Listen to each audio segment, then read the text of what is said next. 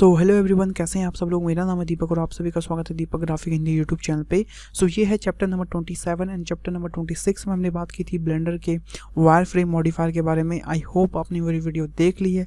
अगर अभी तक आपने मेरी वीडियो नहीं देखी तो जाइए मेरे चैनल पर उस वीडियो को देखिए, क्योंकि उसमें मैंने आपको बताया है कि कैसे हम अपने मॉडल को शोकेस कर सकते हैं, कैसे हम अपने मॉडल को पोर्टफोलियो के लिए रेडी कर सकते हैं एंड उससे आपका पोर्टफोलियो काफ़ी इनहेंस होगा।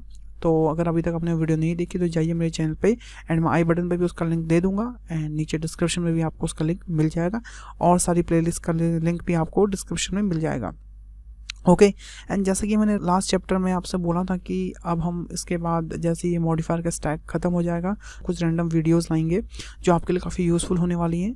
तो जी हाँ, उसी में से मैं एक टॉपिक पर आज बात करने वाला हूँ एंड वो टॉपिक है import image as a plane, import image as a reference and import as a image background। Okay so मैं इसको क्यों बता रहा हूँ, उसके पीछे का रीज़न यही है क्योंकि आगे जब हम मॉडलिंग करेंगे तो हम एज अ एक रेफरेंस लेके कोई भी चीज़ को मॉडल करेंगे तो हम कैसे किसी भी रेफरेंस को ब्लेंडर में ला सकते हैं ताकि हम उसके ऊपर हम उसको एज अ देख के हम उसे मॉडलिंग कर सकें। एंड ये काफ़ी पावरफुल टूल है, बहुत सारी चीज़ों में काम आता है, तो आगे भी आपके लिए काम आएगा, इसलिए मैं आपको इसमें आज आपको सबसे पहले यही टूल समझा रहा हूँ।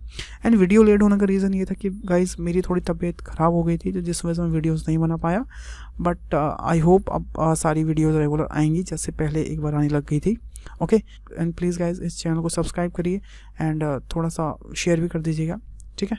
तो सबसे पहले हम इस क्यूब को डिलीट करते हैं एंड मैं प्रेस करता हूँ शिफ्ट ए एंड यहाँ आप देख सकते हैं जब आप शिफ्ट ए प्रेस करेंगे तो आप जब इमेज वाले सेक्शन पर जाएंगे तो आपको सिर्फ दो ऑप्शन दिखेंगे, रेफरेंस एंड बैकग्राउंड। ओके आपको ये वाला ऑप्शन नहीं दिखेगा import image as a plane. तो अगर आपको ये ऑप्शन नहीं दिख रहा तो आप इसकी को डरने की ज़रूरत नहीं, क्योंकि ये ब्लेंडर का एक डिफ़ॉल्ट ऐड ऑन होता है जो बाय डिफ़ॉल्ट ऑफ रहता है, आपको ये इनेबल करना होता है। तो उसके लिए आपको यहाँ एडिट प्रेफरेंस पे जाके यहाँ पे आपको सर्च करना होगा जस्ट खाली इमेज, ठीक है, ऐसे करके एंड यहाँ पे you will get import image as a plane करके आपको बस इस पर चेक कर देना है एंड मेक श्योर कि आपका ये ऑटो प्रेफरेंस ऑन रहे। ओके जब आप ये सब कर लेंगे और जैसे ही आप शिफ्ट ए प्रेस करेंगे तो आपको पास एक तीसरा ऑप्शन भी आ जाएगा। तो सबसे पहले हम बात करते हैं import image as a reference. So ये मैं गया सबसे पहले फ्रंट व्यू में, या फिर आप जो भी व्यू में हैं उसी व्यू में रहिए, कोई दिक्कत नहीं है, ठीक है। मैंने यहाँ शिफ्ट ए किया एंड मैंने किया import image as a reference. तो ये बोलेगा भैया इमेज बताओ कौन सी आपको लेनी है। तो मैं अपने फोल्डर में गया और मैंने यहाँ से एक इमेज उठा ली, ये वाली। सो क्या होता है कि जैसे हम import image as a reference करते हैं तो आप जो भी व्यू में होंगे, जिस भी व्यू में होंगे, ये उसी व्यू में उस इमेज को इंपोर्ट कर देगा। देखिए अभी हम इस व्यू में थे तो इसने इसी व्यू में इस इमेज को इंपोर्ट कर दिया। ओके तो जब भी आप import image as a reference कर रहे हो तो आप पहले एक व्यू डिसाइड कर लें कि आपको कौन सा व्यू चूज़ करना है, देन उसके बाद आप import image as a reference करें। तो दोबारा से मैं इमेज को इंपोर्ट करता हूँ। अभी आप देखिए ये हमारा फ्रंट व्यू में अच्छे से आ गई है। ओके तो यहाँ पे इसकी कुछ सेटिंग्स हैं ऑब्जेक्ट डेटा प्रॉपर्टी में और ये इसकी सेटिंग्स हैं सारी। तो आप यहाँ पे देख सकते हैं हमारा सबसे पहला ऑप्शन है डिस्प्ले एज अ इमेज। अगर यहाँ आप देख सकते हैं जैसे मैं इस पर क्लिक करूँगा तो यहाँ पे बहुत सारे ऑप्शन होंगे। जैसे मैं अगर प्लेन एक्सेस कर दूंगा तो ये प्लेन एक्सेस में कन्वर्ट हो जाएगा, क्योंकि ये एज अ एम्प्टी एक यूज़ होता है, एज अ एम्प्टी इम्पोर्ट होता है। तो फिलहाल हम इसे एज अ इमेज रखेंगे। ओके देन सेकेंड ऑप्शन है साइज़, जिससे हम इसका साइज़ इंक्रीज़ एंड डिक्रीज़ कर सकते हैं, कुछ ऐसे। ओके एंड तीसरा ऑप्शन है वो है ऑफसेट करना, एक्स एंड वाई। अगर आपको थोड़ा सा भी आगे पीछे कोई भी करना है और ऊपर नीचे करना है तो आप इससे कर सकते हैं। देन अब ऑप्शन आता है डेप्थ का। तो डेप्थ बेसिकली कैसे काम करती है, तो सबसे पहले यहाँ पे मैं क्यूब ऐड कर लेता हूँ एक। तो जैसे ही मैंने यहाँ पे क्यूब ऐड किया तो आप अभी देख सकते हैं कि हमारा जो क्यूब है वो हमारे प्लेन के आधा आगे है आधा पीछे है। यहाँ आप देखिए आधा आगे है एंड आधा पीछे है। तो बेसिकली जो यहाँ पे मैं बता रहा था आपको कि डेप्थ का ऑप्शन क्या है, तो देखिए यहाँ पे हमारा ऑप्शन आता है डेप्थ का, या फिर डिफ़ॉल्ट है। जो डिफ़ॉल्ट में क्या होता है कि आपको पता है हम जब भी कोई भी न्यू ऑब्जेक्ट बनाते हैं ब्लेंडर में तो जहाँ पे भी हमारा ये कर्सर होता है ये वहीं पे हमारा न्यू ऑब्जेक्ट बना देता है। तो अभी हमारे दोनों ही कर्सर पे हैं, वर्ड ओरिजिन पे हैं, इसलिए वो एकदम सेंटर पे आए हुए हैं। तो यहाँ से हमारे पास ऑप्शन होता है कि हम जिस इमेज को एज अ फ्रंट कर सकते हैं। तो हमारा क्यूब देखिए पीछे चले जाएगा, पर वो पीछे गया नहीं है, बट वो उसके पीछे हाइड हो गया। ओके एंड अगर मैं एज अ बैक करूँगा तो हमारा जो क्यूब है वो उससे आगे हो गया है एंड हमारा जो मॉडल है, हमारा जो प्लेन है वो उसके पीछे हो गया। ओके एंड सेम चीज़ ये यूज़ होता है फ्रंट और बैक में भी। तो अभी आप देखिए कि हमारा जो मॉडल है ये दोनों साइड से दिख रहा है, फ्रंट एंड बैक से। अगर मैं इसके ऊपर फिलहाल के लिए डिलीट कर दूँ तो हमारा जो ये प्लेन है ये फ्रंट से भी दिख रहा है एंड बैक से भी दिख रहा है। तो आप चाहते हैं कि सिर्फ ये फ्रंट से दिखे, बैक से ना दिखे, तो आप यहाँ फ्रंट कर लीजिए, तो हमारा बैक दिखना बंद हो जाएगा। देखिए बोथ में था, ये हमारा फ्रंट दिखेगा, सिर्फ बैक नहीं दिखेगा। एंड सेम चीज़ अगर मैं बैक कर दूंगा तो हमारा फ्रंट नहीं दिखेगा, सिर्फ बैक दिखेगा। ओके, तो ये आप अपने सूटेबिलिटी के हिसाब से इसको बंद एंड ऑन एंड ऑफ कर सकते हैं। ओके, देन यहाँ पर ऑप्शन आता है orthographic view and perspective view. तो ये काफ़ी एक यूज़फुल लगता है मुझे, जो मैं बेसिकली यूज़ करता हूँ। तो यहाँ पर ऑप्शन आता है orthographic view and perspective view, ये दोनों में ही चेक है। ठीक है, तो अगर मैं इसको ऑर्थोग्राफिक कर दूंगा तो अभी आप देखिए कि आपको ये ऑर्थोग्राफिक में नहीं दिखेगा, सिर्फ आपको पर्सपेक्टिव में जब आप इसे मूव करेंगे तो आपको सिर्फ ये पर्सपेक्टिव में दिखेगा।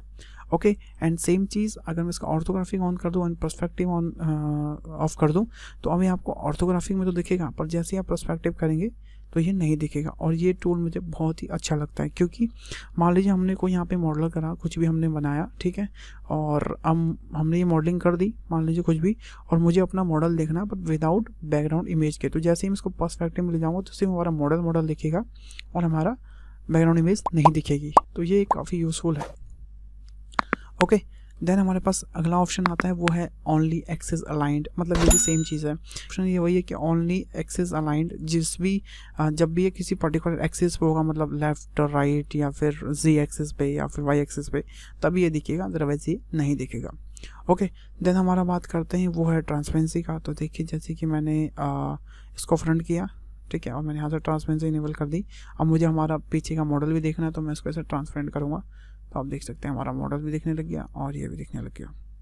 ठीक है, तो ये काम करता है हमारा ट्रांसपेरेंसी। देन ये है इमेज। तो यहाँ से आप कोई भी दूसरी इमेज कॉल कर सकते हैं। ठीक है, जैसे कि मैं इसको डिलीट कर दूँ और यहाँ पे जाके मैं यहाँ पे इमेज पे जाके कोई दूसरी इमेज ले आऊँ तो एज इट इज़ वहाँ पे दूसरी इमेज आ जाएगी। अगर वही मैं इसी इमेज को ले आऊँ तो ये इमेज वापस आ जाएगी। ओके, देन ये है source image as a single image, movie sequence, movie generate, UDIM tiles. So basically यहाँ पे हमारे पास बहुत सारे ऑप्शंस होते हैं। हम सिंगल इमेज भी ला सकते हैं, पूरी वीडियो भी लेके आ सकते हैं, एंड इमेज सीक्वेंस जैसे कि हम बनाते हैं आफ्टर इफेक्ट्स वगैरह से वो ले सकते हैं। हम जनरेटेड मीन्स मतलब यहाँ पे जनरेटेड इमेज कह सकते हो कि आप raw image kind of, and UDIM tiles मतलब होते हैं जब हम कोई चीज़ टेक्सचर करते हैं तो एक यूडीएमआई होता है। इसकी मैं फुल फॉर्म आपको यहाँ स्क्रीन पर बता दूंगा क्या होती है बेसिकली।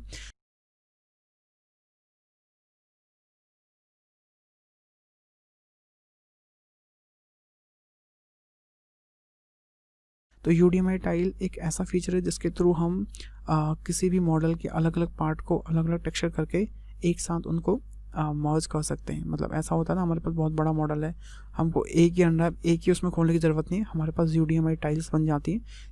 तो वही चीज़ को अगर आपको यहाँ पे इंपोर्ट करना हो तो आप यहाँ से इसे कर सकते हैं। ठीक है, देन हमारे पास है ये हमारी जो इमेज है, यहाँ पर आप देख सकते हैं, यहाँ पे ये reselecting reload image from the disk है। तो ऐसा होता है इन केस कि आपने इमेज इधर उधर कहीं कर दी, मान लीजिए कुछ भी, तो आपने कहीं और सेव कर दिया, इमेज यहाँ से उठ के कहीं और चली गई, तो अब यहाँ से रीलोड करेंगे तो ये आई थिंक अगर आप कहीं भी सिस्टम में होगा तो ये कॉल कर लेगा वहाँ से। ओके, एंड होता तो इससे भी सेम चीज़ है जो ऊपर वाले से होता है, बस का यही बेनिफिट है एक। देन लास्ट ऑप्शन है वो है कलर स्पेस। इसमें बहुत सारे कलर स्पेस हैं। तो जैसे फिल्मिक लॉक करेंगे तो थोड़ा सा कलर वैसे ही चेंज हो जाएगा, लीनियर करेंगे थोड़ा सा डल हो जाएगा, सब अपने अपने कलर के टोन्स हैं। ठीक है, तो ये हमारा था import image as a reference. अब हम बात करेंगे import image as a background. तो ये कैसे काम करता है, चलो देखिए।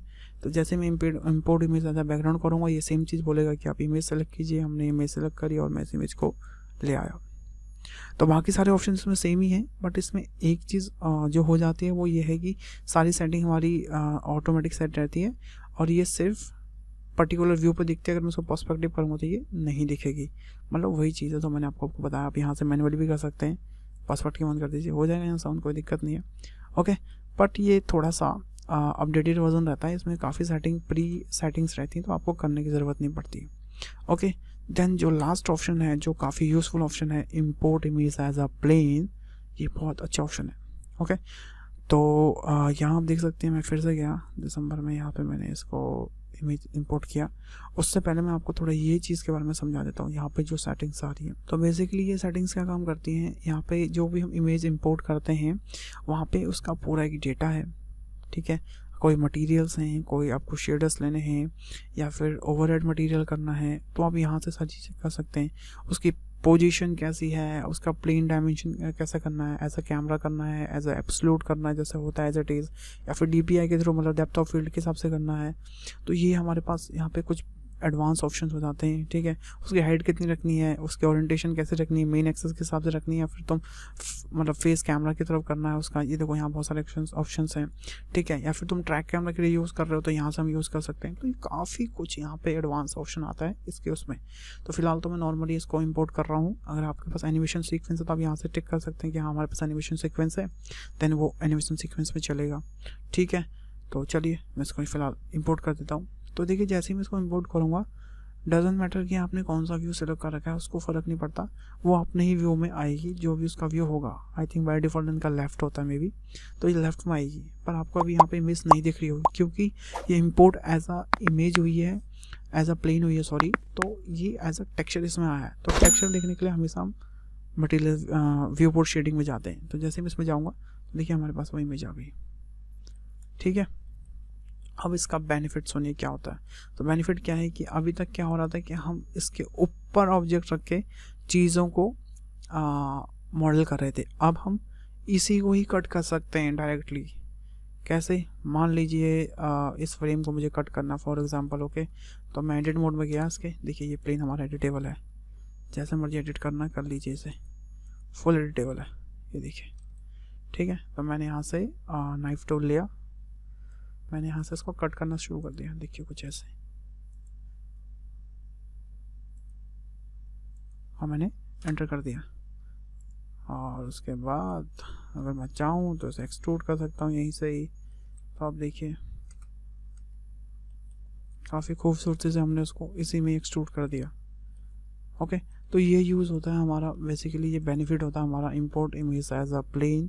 इसमें हम इमेज को ही एडिट कर सकते हैं डायरेक्टली अगर हमको करना है तो, ओके। एंड बहुत से सर्कमस्टांसेस में यूज़फुल होती है। मैं आपको बताऊंगा कि अगर आप कोई अपना 3D लोगो बनाना चाहते हैं तो उसमें भी आप as a import as a image कर सकते हैं, ताकि आपको जो टेक्सचर है वो स्ट्रेच ना हो, क्योंकि ये well aligned and well UVs unwrap करके आता है according to your images. Doesn't matter वो छोटी है बड़ी है, ये ऑटोमेटिक उसको यूवी में सेट कर यूवीज़ में सेट कर देता है। तो ये एक बहुत अच्छा बेनिफिट रहता है इसका, ओके।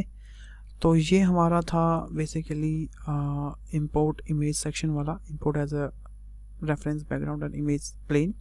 एंड ये काफ़ी छोटा टूल, तो बहुत यूज़फुल टूल है। हम आगे भी इसमें यूज़ करेंगे, जब हम मॉडलिंग करेंगे तो हम एज अ पीछे एक बैकग्राउंड रेफरेंस लेके करेंगे, तो इसके थ्रू हम सब काम करेंगे, ओके। एंड आपकी वीडियो को कैसे इतना ही। एंड प्लीज़ मुझे बताइए कि नेक्स्ट वीडियो किस टॉपिक में बनाऊँ, पर प्लीज़ नॉर्मल टॉपिक ही रखिए। अभी आप काफ़ी लोग बोल रहे हैं कैरेक्टर, काफ़ी लोग बोल रहे हैं एनिमेशन करा दो, काफ़ी लोग बोल रहे हैं फ्लूइड सिमुलेशन करवा दो। मैं सोच रहा हूँ कि फ़िलहाल अभी आप नॉर्मल टॉपिक रखिए जिसमें आपको दिक्कत आती है, जनरली आपको उस चीज़ों में दिक्कत आ रही है, वो टॉपिक बताइए, मैं आप लोगों को टॉपिक पिक करूँगा, ओके। एंड मिलते हैं नेक्स्ट वीडियो में। एंड तब तक के लिए अपना ध्यान रखिए। तो प्लीज़ सब्सक्राइब कर लीजिए, वीडियोज़ को लाइक कर लीजिएगा। एंड मिलते हैं नेक्स्ट वीडियो में, तब तक के लिए अपना ध्यान रखिए। Bye bye, take care and stay home guys.